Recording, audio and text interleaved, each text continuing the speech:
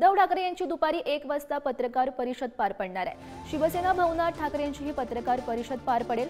उद्धव ठाकरे कोणत्या मुद्द्यांवर बोलणार राज्याचं लक्ष लागलेलं आहे। शिवसेना पक्षप्रमुख उद्धव ठाकरे यांची आज दुपारी 1 वाजता महत्त्वाच्या विषयावर शिवसेना भवन येथे पत्रकार परिषद पार पडेल अशी माहिती मिळते।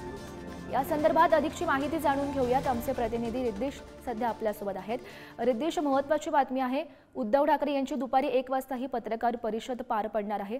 कोणत्या मुद्द्यांवर उद्धव ठाकरे बोलण्याची शक्यता दिसते?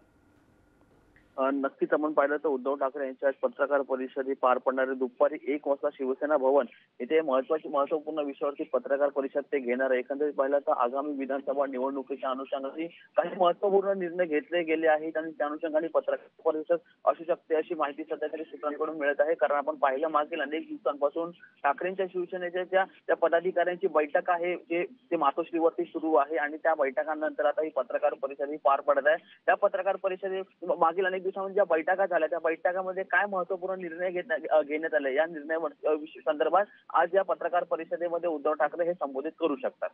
गौरी, रिद्देश, उद्धव ठाकरे नेमकं काय बोलतायत हे पाहणं महत्त्वाचं ठरेल। धन्यवाद दिलेल्या या माहितीसाठी।